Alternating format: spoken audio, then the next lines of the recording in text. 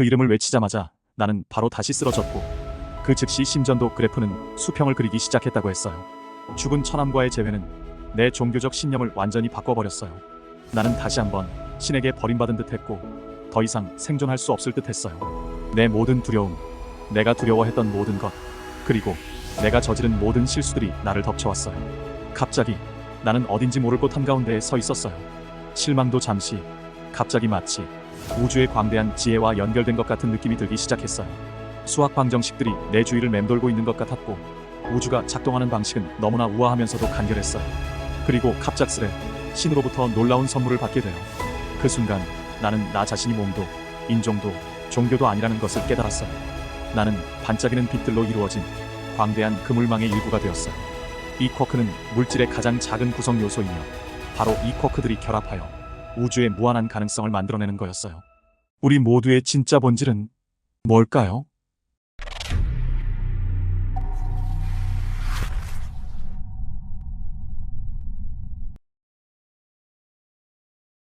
나는 와합 진틸이라고 합니다. 펜실베이니아주 알리키파라는 작은 철강 도시에서 자랐죠. 부모님은 이탈리아 이민자셨는데 내가 5살 때 아버지는 그만 제철소 사고로 돌아가시고 말았어요. 나 자신의 정체성을 잃었다. 세상에 존재할 이유가 없다는 느낌이었어요. 엄청난 공허함에 정말 어떻게 살아야 할지를 모르겠더군요. 삶은 그럭저럭 흘러갔지만 항상 버림받은 느낌, 길을 잃었다는 느낌에 시달렸어요. 그러다 보니 늘상 나 자신을 찾고 내가 나아가야 할 방향을 탐색하며 살 수밖에 없었죠. 시간이 흘러 아내 멜라니와 결혼했고 첫 아이인 마리아를 얻었어요. 딸이 18개월쯤 되었을 때 우리는 아이에게 뭔가 문제가 있다는 것을 눈치채기 시작했어요. 세월이 흘러 유전자 검사가 가능해졌고 딸이 레트 증후군이라는 매우 희귀한 신경장애를 앓고 있다는 사실을 알게 됐어요. 생후 18개월쯤에 뇌 발달이 중단되어 버리는 희귀 질환이죠. 딸아이는 겉으로는 심각한 자폐증과 뇌성마비를 앓고 있는 것처럼 보여요. 말을 못하고 스스로 먹지도 못하며 도움 없이는 걷지조차 못해요. 딸은 이제 26살이 됐어요. 아내와 나는 치료법을 찾기 위해 평생을 바쳐왔고 여전히 노력 중이에요. 지금은 발작이 거의 통제되고 있지만 어떨 때는 몇 달씩의 발작이 몇 년 동안 계속되는 끔찍한 경우도 있었죠. 그럴 때 마리아의 발작을 멈출 수 있는 유일한 방법은 약물을 써서 며칠 동안 혼수 상태에 빠지게 하는 것뿐이었어요. 지난 26년 동안 딸과 함께한 삶은 매우 힘든 여정이었어요. 어렸을 때 운동을 하다 다쳐서 목에 통증이 있었는데 목에 있는 뼈의 돌기가 신경을 눌러 통증을 유발하는 것으로 밝혀졌어요. 피츠버그에 이쪽 전문 의사가 있다는 사실을 알게 됐죠. 상대적으로 아주 간단한 수술이어서 하룻밤 입원했다가 노스캐롤라이나 집으로 돌아왔어요. 문제는 3일 후에 터졌죠. 늦은 밤 내가 침실에 있을 때 몸에 혈전이 생기고 말았어요. 그리고 그 혈전은 심장마비를 일으킬 수 있는 치명적인 혈관으로 들어가 버렸죠. 침대에서 퍼덕거리며 고통에 비명을 질러대고 있었어요. 그러다 의식을 잃었고 아내가 급히 구급차를 불러 병원으로 옮겨졌죠. 다행히도 병원은 집에서 그리 멀지 않았지만 심장 전문의가 병원에 없는 상태였어요. 피를 묽게 하고 나를 진정시키는 약이 투여됐어요. 나는 여전히 의식이 없는 상태였고 심장 전문의를 기다리는 수밖에 없었죠. 내가 약을 투여받고 잠시 후 간호사가 내가 안정되어 보인다고 말하는 순간이었어요. 나중에 아내가 말하길 마치 영화 엑소시스트의 한 장면 같았다고 하더군요. 의식을 잃고 있던 내 몸의 상체가 벌떡 튀어오르며 부릅뜬 눈으로 외치더래요. 프로스티! 그 이름을 외치자마자 나는 바로 다시 쓰러졌고 그 즉시 심전도 그래프는 수평을 그리기 시작했다고 했어요. 코드블루가 병원 전체에 울려 퍼졌고 의사들이 달려오기 시작했죠. 20분 동안 나는 죽었었어요. 여러 번 패들 쇼크를 가하고 심장에 바늘을 꽂고 에피네프린 주사를 4번이나 놨어요. 그럼에도 그들은 날 소생시키는데 실패했어요. 이상한 건 닥터 퍼텔이었죠. 그녀는 나를 포기하지 않았어요. 마치 누군가가 강요하기라도 하듯 말이죠. 나는 20분 동안이나 죽은 상태였어요. 보통이었다면 훨씬 일찍 사망 선고를 내렸을 텐데 그녀는 그러지 않았죠. 결국 그녀는 내 몸에서 아주 작은 맥박을 얻어내는 데 성공했고 곧 심장 전문의도 도착했어요. 심장 전문의가 막힌 혈관을 발견하고 조치했지만 너무 늦어버린 후였어요. 심장성 쇼크가 오고 말았죠. 삽관을 해야만 했고 나흘 동안의 혼수 상태에 빠지고 말았어요. 아내가 말하길 신경과 의사들이 내 방을 계속 들락거렸다고 하더군요. 내가 뇌사 상태인지를 확인하려고요. 큰 형이 피츠버그에서 급히 내려와 종부성사를 위해 그 지역 교구 신부님을 청하는 지경이 됐어요. 종부성사는 죽음을 앞두고 신을 만날 준비를 갖추는 가톨릭의 성사죠. 혼수 상태 4일째 되던 날 의료진들은 더 이상 기다릴 수 없다고 판단했어요. 튜브를 제거하고 내가 식물인간 상태인지 아닌지를 살피기로 한 거죠. 온갖 우여곡절 끝에 자가 호흡이 돌아왔고 다행히 나는 혼수 상태에서 깨어날 수 있었어요. 회복 중인 내 방에 처음 들어온 사람은 아내 멜란이었어요. 그녀를 보자마자 외쳤죠. 멜란이, 프로스티였어. 프로스티가 왔었어. 그 말을 하자마자 아내가 그러더군요. 이제야 당신이 그때 왜 그랬는지 이해가 되네요. 사실 이때 아내가 말해줘서 알았어요.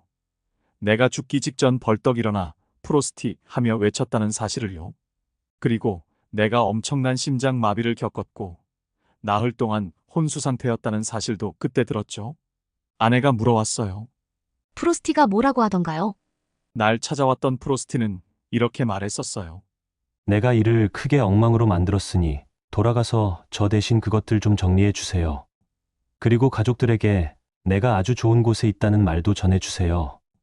그 말을 듣자마자 아내가 그러더군요. 세상에 딱 오빠가 할 법한 소리예요. 그는 항상 일을 엉망으로 만들곤 했거든요. 프로스티는 내 처남이었는데 인생에서 매우 어려운 시기를 겪고 있었어요. 처남은 당시 정말 심각한 이혼 과정과 경제적 어려움을 겪고 있었어요. 과거에 마약으로 어려움을 겪었지만 몇 년 동안은 깨끗한 상태였죠. 하지만 여러 현실적 압력을 견디기 어려웠던 어느 날, 그는 그만 길거리 마약에 손을 대고 말았어요. 마약에 취해 제정신이 아니었던 그는 최악의 선택을 하고 말았죠. 내가 죽기 7주 전, 불행하게도 처남은 스스로 목숨을 끊었어요. 죽은 처남과의 재회는 내 종교적 신념을 완전히 바꿔버렸어요. 나는 가톨릭을 배경으로 자란 사람이었어요. 지금은 그 규칙이 바뀌었다고 들었지만 당시만 해도 가톨릭 신자에게 자살은 대죄였거든요. 자살하면 바로 영원히 지옥이라고 배웠으니까요. 지금도 당시의 상황이 아주 또렷해요. 그는 분명 자신이 좋은 곳에 있다고 말했어요. 오랫동안 닫혀있던 마음의 문이 열리며 깨달을 수 있었죠. 자살에 대한 이 모든 말들은 단지 인간들이 지어낸 소리일 뿐이며 사랑의 신은 그 누구도 정죄하지 않는다는 사실을요. 더구나 처남은 약에 취해 제정신도 아닌 상태였어요. 이 깨우침은 나에게 엄청난 자유를 선사해 주었고 내 인생 처음으로 거대한 패러다임 전환이 일어났던 순간이었어요. 혼수 상태에서 깨어난 둘째 날이었어요. 내 팔은 여전히 마비된 상태였는데 아름다운 인도 여성이 내 침대로 다가와 말했어요. 안녕하세요. 저는 닥터 퍼텔이고 그날 밤에 당신을 치료했던 사람입니다. 그러고 나서 그녀는 그날 나를 몇 번이나 잃을 뻔했는지와 당시 있었던 모든 일들을 이야기하기 시작했죠. 그러다 갑자기 그녀는 울면서 자기 아버지 얘기를 하기 시작했어요. 아버지와 저는 정말 친했는데 아버지는 내 첫 아이를 보는 것만이 소원이셨어요. 하지만 아이가 태어나기 6개월 전 아버지는 뇌동맥류로 갑자기 돌아가시고 말았어요. 저는 힌두교도로 항상 매우 영적인 사람이었는데 아버지의 죽음으로 너무 비통하고 믿음을 잃은 것 같아요. 하지만 여기 이렇게 살아있는 당신을 보니 어쩌면 뭔가가 더 있을지도 모른다는 생각이 들어요. 마치 망치로 머리를 한 대 맞은 것 같은 충격이었어요. 풀리지 않던 퍼즐이 드디어 풀리고 있었어요. 왜냐하면 프로스티 외에 당시 나를 방문한 또 다른 영이 있었거든요. 당시 이 영은 계속 같은 말을 반복하고 있었어요. 계속해. 포기하지 마. 넌 그를 구할 수 있어. 계속해. 바로 그녀의 아버지였어요. 그는 자신의 딸을 계속해서 그렇게 격려하고 있었던 거예요.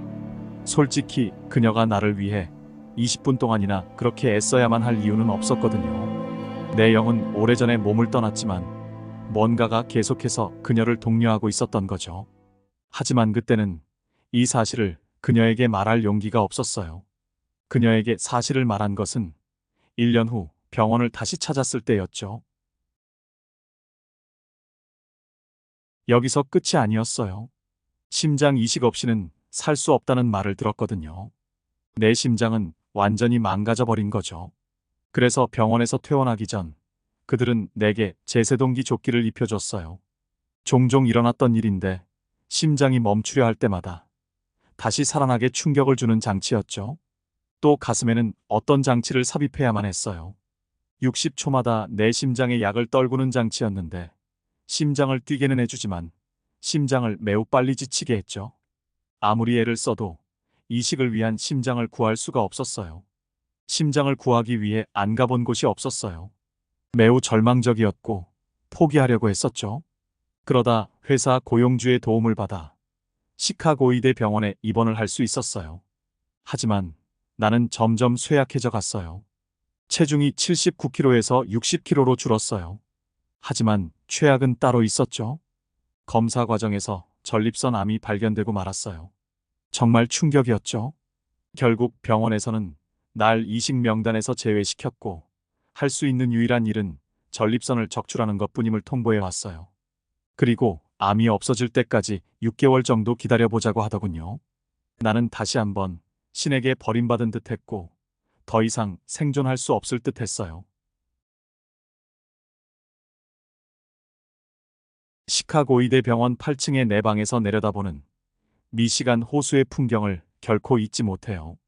밤 10시쯤이었는데 갑자기 폭풍우가 몰아치기 시작했어요. 엄청난 폭우가 유리창을 때렸고 번개마저 치고 있었죠. 미시간 호수 바로 옆 8층 높이에 있으면 어떤 느낌인지 아세요? 마치 바다 한가운데에 있는 것처럼 느껴져요.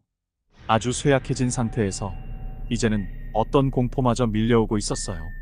마치 어떤 어둠의 존재가 방에 들어오기라도 한 것처럼 말이죠. 점점 깊은 어둠 속으로 끌려 들어가는 것 같았어요. 내 모든 두려움, 내가 두려워했던 모든 것, 그리고 내가 저지른 모든 실수들이 나를 덮쳐왔어요. 너는 무가치한 인간이야. 넌 아무 목적도 없이 그냥 막 살았네. 네 인생은 무의미한 것이었어. 그 모든 것들이 눈앞을 스쳐 지났고 나는 점점 약해지고 또 약해져 갔어요. 호흡이 거칠어지고 땀이 비오듯 쏟아졌고 심장은 미친 듯이 뛰고 있었어요. 상황이 점점 격렬해지면서 간신히 뛰고 있던 내 심장에 더욱 무리가 가고 말았어요. 심장 모니터에서는 미친 듯이 알람이 울려대고 있었어요. 이제 더 이상은 무리였어요.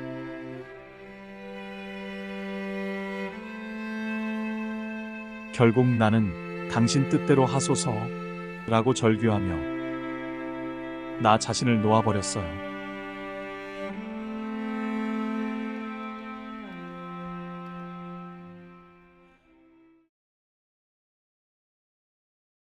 갑자기 나는 어딘지 모를 곳 한가운데에 서 있었어요.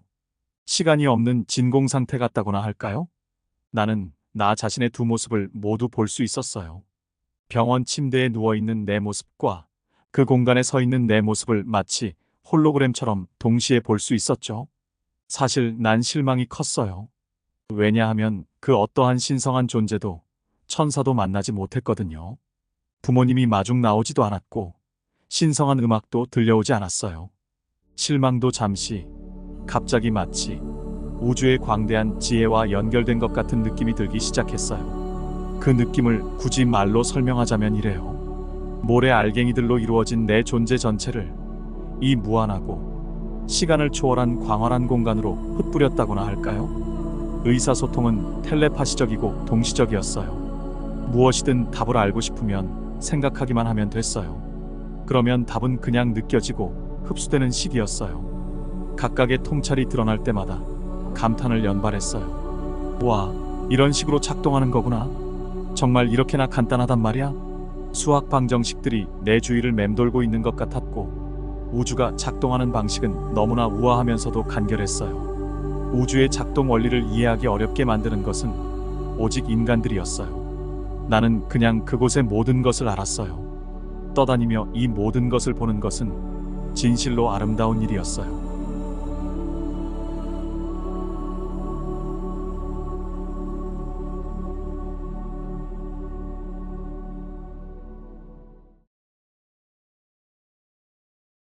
그리고 갑작스레 신으로부터 놀라운 선물을 받게 돼요.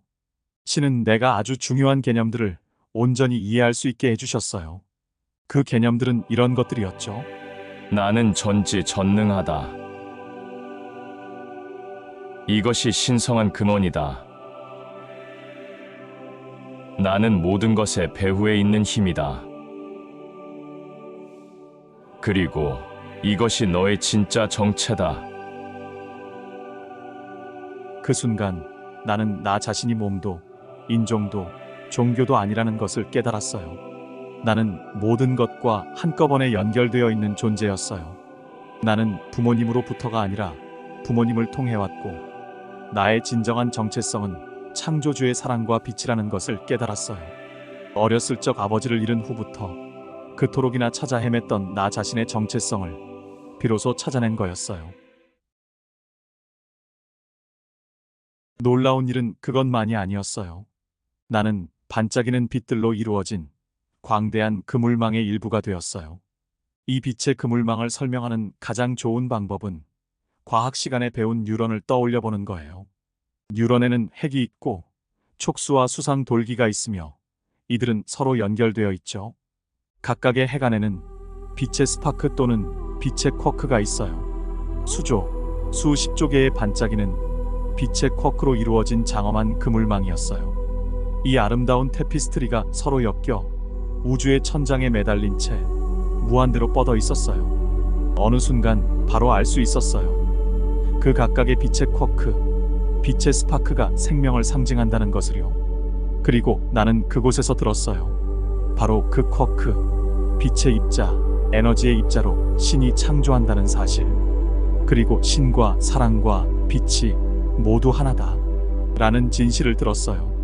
이 쿼크는 물질의 가장 작은 구성 요소이며 바로 이 쿼크들이 결합하여 우주의 무한한 가능성을 만들어내는 거였어요. 바로 그 쿼크들이 나무가 될 수도 사람이 될 수도 개나 행성이 될 수도 있는 거죠. 그러다 문득 깨달았어요. 신은 빛을 사용하여 우리를 창조하고 변화시키며 치유한다는 사실을요. 우리의 본질은 뭘까요? 우리는 빛으로 만들어졌어요. 모든 만물이 빛으로 빚어졌어요. 우리 모두는 같은 재료, 동일한 원료로 만들어진 거였어요. 생물이든 무생물이든 모두 같은 재료로 만들어진 거예요. 그리고 우리 모두는 연결되어 있어요. 따라서 우리는 모두 하나예요. 우리 모두가 모든 것에 연결되어 있다는 사실, 정말 놀랍지 않나요? 나 자신을 다치게 하면 나와 연결된 모든 것을 다치게 하는 거였어요. 반대로 내가 사랑하면 그 빛이 퍼져나가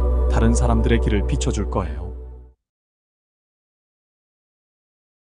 어느 순간부터 간호사들이 병실을 드나드는 모습이 보이기 시작했어요. 그런데 희한한 것이 내가 부정적인 생각을 품었던 간호사들만 보이고 있더군요. 사실 나는 삶의 온갖 경험을 통해 판단하는 마음을 넘어섰다고 생각해왔어요. 하지만 아니었죠. 그 간호사들의 삶이 여러 화면에 비춰지고 있었는데 시간을 거슬러 올라가는 방식이었어요. 그 간호사들이 살아오면서 경험할 수밖에 없었던 온갖 일들이 보여지고 있었어요. 폭력적인 사건이나 학대, 삶의 중대한 분기점, 스스로 통제할 수 없는 상황, 사고나 나쁜 개인적 선택 등이었죠. 그런 사건들이 일어날 때마다 잠시 멈춰 내가 그 일들을 자세히 볼 수 있게 했어요. 그러다 알게 됐죠. 그 화면은 내게 설명하고 있었어요. 그 사람이 어떻게 그런 사람이 되었는지, 왜 그런 사람이 되었는지를 보여주고 있었죠. 한마디로 그 사람은 그런 환경 속에서 그런 일들을 겪으며 그런 사람이 될 수밖에 없었던 거예요. 그 모든 것을 보고 나서 든 생각은 하나였어요. 내가 어떻게, 무슨 자격으로 이 사람들을 그렇게 가혹하게 판단한단 말인가. 타인에 대한 섣부른 판단이 얼마나 어리석은 것인지를 뼈저리게 깨달았어요. 이제는 내 라이프 리뷰 차례였어요. 나의 가장 부끄러웠던 일들과 내가 저지른 실수들이었죠. 딸 마리아는 특별한 도움이 필요한 아이라고 말했었죠. 마리아의 가장 암울한 시기에 나는 신께 딸을 데려가 달라고 기도했던 때가 있었어요. 딸아이의 고통을 멈추고 그리고 나와 내 아내를 위해서요. 그 참혹한 기도는 내가 평생 지고 다녀야 했던 무거운 짐이 되어버렸어요.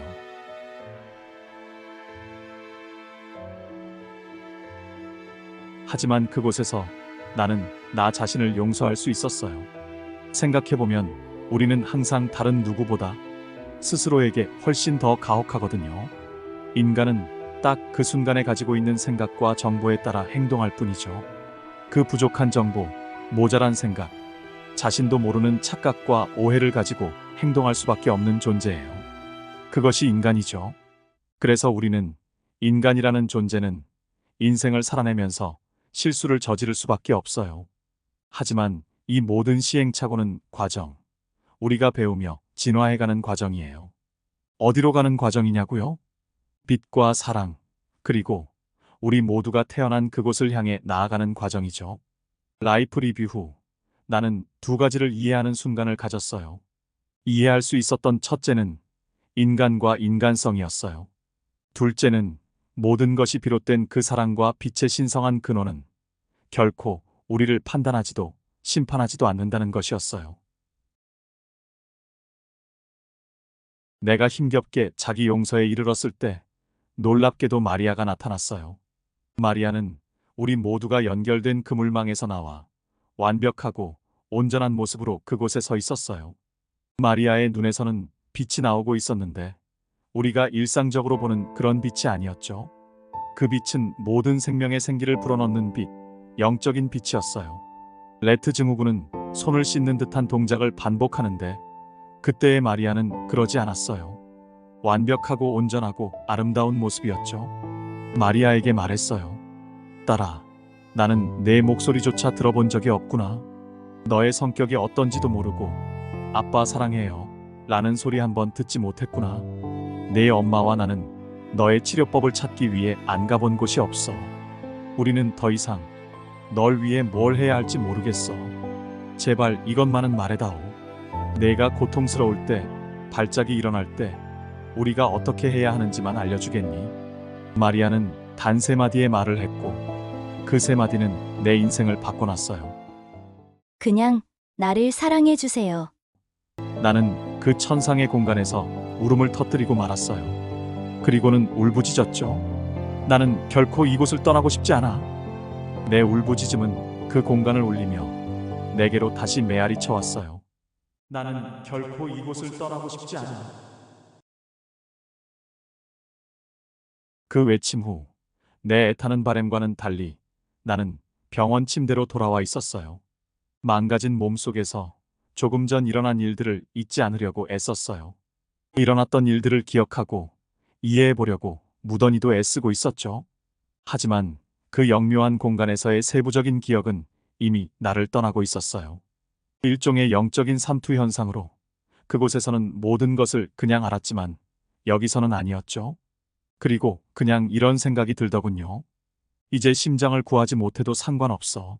왜냐하면 다시 그곳으로 돌아가 신의 사랑과 빛 속에서 모든 것과 연결되고 싶었으니까요. 내 딸의 온전하고 완벽한 모습을 다시 보고 싶었어요. 그러면서도 이유가 있어서 여기로 다시 보내졌다는 사실도 알고 있었어요. 딸과 아내를 안전하게 저편으로 데려가는 것, 그것을 도와야 하니까요. 왜 이런 일이 나에게 일어났는지 궁금해지기 시작했어요. 아버지가 돌아가신 순간부터의 내 인생이 눈앞에서 검토됐고 마리아의 출생, 엄청난 심장마비, 육체적 죽음을 겪어야만 했죠. 또 내 딸이 영적인 영역에서는 완전하고 온전한 것을 보았고 마침내 신이 존재한다는 것을 확신하게도 됐어요. 신이 이해시켜주고 각인시켜준 놀라운 영적 개념들은 또 어떤가요? 그 모든 일을 겪은 후 다음 질문을 던지지 않을 수 없었어요. 내가 왜 여기 있어야만 하는 거지? 질문을 던지자마자 목소리가 들려왔어요. 단 한마디였어요. 증언하세요. 임사체험 후 얼마 지나지 않아 운 좋게도 심장을 이식받을 수 있었어요. 하지만 이식을 받게 되면 병원 근처에서 살면서 계속 검사를 받아야만 하죠. 그래서 시카고 아파트에서 1년 동안 혼자 살았는데 정말 심한 우울증을 앓았어요. 그럴 수밖에 없는 것이 이 물질적 세계는 저 영적 영역과는 너무나도 달랐기 때문이죠. 신의 사랑과 빛, 모든 것과의 연결과 하나됨, 그리고 온전했던 딸의 모습이 이곳에는 없으니까요. 내게 사명이 있다는 사실을 알면서도 이곳에서의 삶은 매우 힘겨웠어요.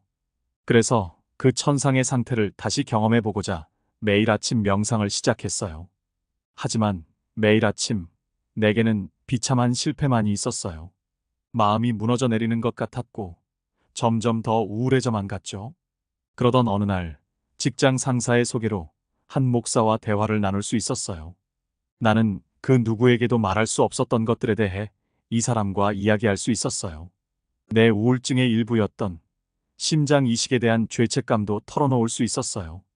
나는 심장을 얻은 것에 대해 죄책감을 느끼고 있었거든요. 심장을 얻지 못해 세상을 떠난 사람들에 대한 죄책감이었죠. 무엇보다 여기, 이 물질적 세상에 있고 싶지 않았어요. 그 영적인 영역으로 너무나도 돌아가고 싶었죠. 그럼에도 불구하고 가족을 부양해야 하는 책임감 등 매우 어려운 시기를 겪고 있었어요. 그 목사에게 했던 어쩌면 가장 중요한 말은 이거였을 거예요. 목사님, 저는 제가 어디에 속해 있는지 모르겠습니다. 그가 말했어요. 당신이 어디에 속하는지 모르는 이유는 영적인 것을 너무 많이 먹어서 살이 쪄버렸기 때문이에요. 다시 날씬해지려면 이 땅에 있는 동안 신에게 돌려드리세요. 다른 사람들을 섬기고 모든 것에서 신성을 보는 법을 배움으로써 신에게 보답하는 거죠. 신성을 경험하기 위해 지상을 떠날 필요는 없으니까요. 정말로 큰 깨우침을 얻은 순간이었어요. 임사체험을 하기 전 내 가톨릭 신앙은 일종의 보험에 가까웠어요. 죽어서 천국에 가기 위한 대비로 무언가를 믿자 하는 시기였죠. 하지만 이 체험 후 모든 것이 달라졌어요. 나는 나의 진짜 정체성뿐만 아니라 다른 모든 이들의 진짜 정체를 알아요. 나는 내 정체성이 신성한 지성으로부터 온다는 사실을 알아요. 내 정체성의 근원은 신이에요. 이제 나는 진실을 알아요. 그리고 일단 진실을 알게 되면 진실 그 자체가 곧 자유죠. 신은 우리를 통해 표현하고 있어요. 신은 우리를 통해 표현하고 있고 그와 동시에 우리를 통해 경험하고 있어요. 이 방식이 사실은 이 모든 것들이 디자인될 수 있는 유일한 방법이거든요. 이것이 바로 신성한 지성이 우리를 통해 창조를 통해 삶을 경험하는 방식이에요. 우리 모두는 신에게서 나왔어요. 우리는 모두 하나이고 모든 것이 동일한 레시피에서 창조되었어요. 우리 모두는 바로 그 신의 사랑, 신의 빛을 표현하는 방법을 배우고 있는 중이에요. 우리의 진정한 목적은 뭘까요? 이 신성한 빛, 그것이 바로 우리의 목적이에요. 그 신성한 빛을 표현하고 세상에 퍼뜨리는 것, 그것이 우리의 목적이에요. 내가 묘사했던 그 그물망을 기억하세요? 그 그물망은 인류가 태초부터 겪어온 빛과 어둠의 투쟁을 반영해요. 우리가 여기서 하는 일은 그 영적인 영역에 반영되고 그 영적인 영역은 역으로 이 세상에 반영되는 시기예요. 내가 그 그물망 안에 있을 때 그 그물망에는 어두운 부분들이 있었어요. 다른 빛들만큼 밝지 못한 빛들도 있었죠. 그 그물망의 어두운 부분에 대해 자주 생각하곤 했어요. 설마 그 어두운 부분이 악인 걸까? 그러다 어느 순간 이해하게 됐어요. 그 어둠은 다만 우리가 허용하지 못하는 곳일 뿐이었어요. 뭘 허용하지 못하냐고요? 이 신성한 사랑과 빛이 우리를 통해 온전히 표현되도록 허용하는 것, 그게 안 되는 곳이었어요. 그래서 우리의 자유의지와 선택이 중요한 거예요. 그래서 우리가 여기서 하고 있는 일이 중요할 수밖에 없는 거예요. 우리의 의지, 우리의 선택, 우리의 행위가 모두 그곳, 그물망에 반영되니까요. 그리고 그 그물망에 반영된 것은 다시 역으로 이 세상에 반영되겠죠. 그런 식으로 작동하는 거였어요. 나는 그 그물망처럼 우리 모두를 하나로 묶어주는 것이 뭔지 알고 싶었어요. 이 모든 사람들을 하나로 묶어주는 실, 그것은 무엇일까? 그 실은 다름 아닌 사랑이었어요. 사랑은 가장 순수한 형태죠. 나는 신은 빛이자 사랑이라는 사실을 그런 식으로 이해할 수 있었어요. 우리는 물리적 형태를 통해 표현되는 신성한 지성이에요. 우리는 모두 같은 곳, 신성한 에너지에서 왔어요. 우리는 모두 같은 재료로 만들어졌고, 모두 함께 묶여 있고, 연결되어 있어요. 우리가 이 사실을 진실로 이해하고 함께 한다면, 우리는 어떤 일이든 이룰 수 있을 거예요. 그 단결된 힘으로 우리가 이 행성에서 성취할 수 있는 일, 상상이 되세요? 그 무제한의 가능성, 그림이 그려지세요? 우리는 그곳에 도달할 수 있는 방법을 찾아야 해요. 무엇보다 우리 스스로를 구하기 위해서요.